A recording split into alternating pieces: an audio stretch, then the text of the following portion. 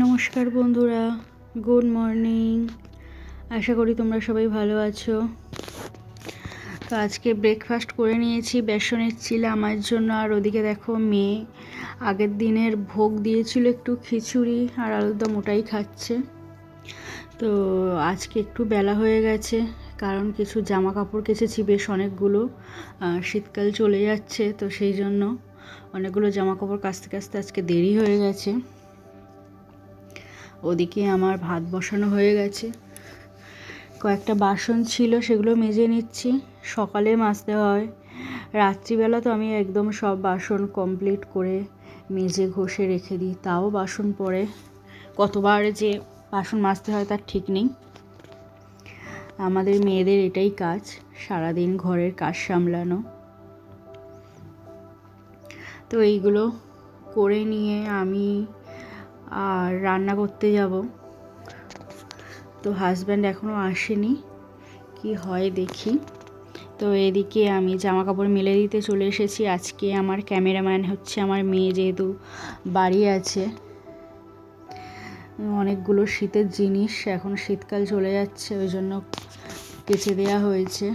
আর মেয়ের এখন ছুটি চলছে, স্কুলে উচ্চ মাধ্যমিক পরীক্ষা হচ্ছে বলে বাড়িতে রয়েছে, ওই জন্য আমাকে ভিডিও করে দিল একটু। আর এদিকে দেখো আমার মেয়ে যে লঙ্কাগুলো এনেছিল ওইগুলো সব ছাড়িয়ে দিচ্ছে।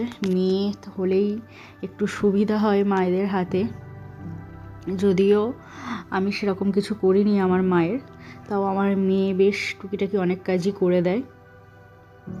আর এদিকে এই জিনিসগুলো আমার শেষ হয়ে গেছিলো, বেসন সুজি, সেগুলোকে রিফিল করে নিচ্ছি আমি।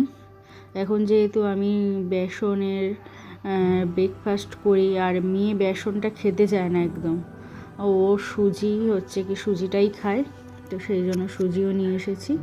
আর এদিকে আমি লাল বিট ভেজে নিচ্ছি, আজকে একদম সিম্পল। আর আগের দিন না আমি মাংস রান্না করেছিলাম, তো সেটাই রয়েছে, তো সেটাই আজকে লাঞ্চ খেয়ে নেবো। বিট ভাজা, ভাত আর হচ্ছে মাংসের তরকারি, বেশি কিছু করিনি আজকে। তো খাওয়া হয়ে গেছে আমার। তো আজকে একটু ছানা কাটিয়েছিলাম, ছানাটা রয়েছে, ভাবলাম প্রতিবারই তো তরকারি করি, তো আজকে অন্য কিছু করা যাক। তো আজকে ছানা দিয়ে একটা মিষ্টি বানাবো, তোমরা দেখতে থাকো। তো আজকে দুপুরে শুইনি, ভাবলাম মিষ্টিটা বানিয়ে রাখি সন্ধেবেলা যাতে খাওয়া যেতে পারে।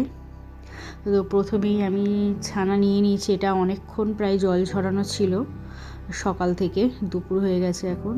তো এর মধ্যে আমি পরিমাণ মতো ময়দা দিয়ে নিচ্ছি। একটু জলটা ঝরিয়ে নিলেই ভালো হবে, কারণ ময়দাটা কম লাগবে দিতে, জল জল হবে না। আর এর মধ্যে 1 চামচ চিনি আর জ্যাগেরি পাউডার আর বেকিং সোডা দিয়ে এটাকে ভালোভাবে আমি মেখে রাখবো।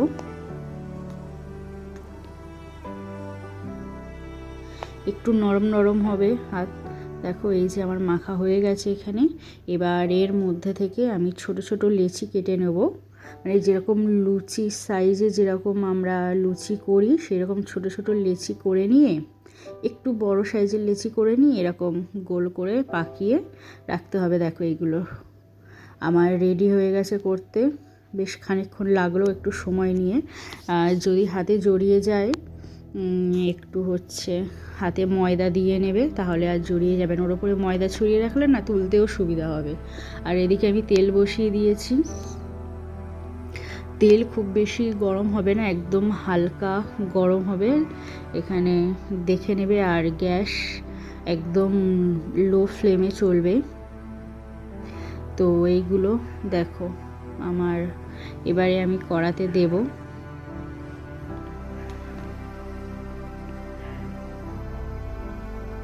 একটু হাত দিয়ে চেপে নেবে দুটো মুখ, যাতে না খুলে যায়। দেখতেই পাচ্ছ খুব বেশি না, একদম হালকা হালকা যে গ্যাসটা হচ্ছে, গ্যাসে ভাজছে। এবার এক পিঠ ভাজা হয়ে গেলে অপর পিঠটাও ভেজে নেব।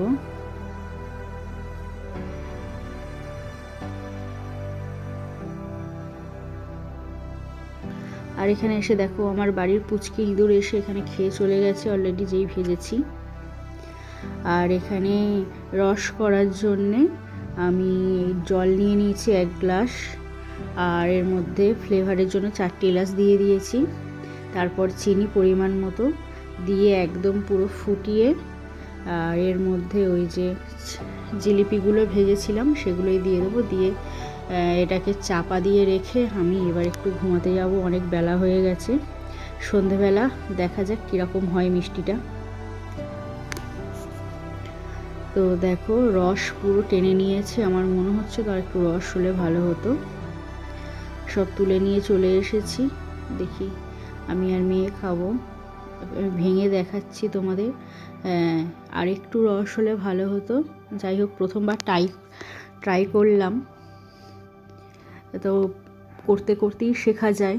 মিষ্টি কোনোদিনও আমি যেহেতু বাড়িতে বানাইনি, প্রথমবারই করলাম, তো পরের বারে করলে হয়তো আর একটু ভালো হবে, মিষ্টিটা বোঝা যাবে পরিমাণটা।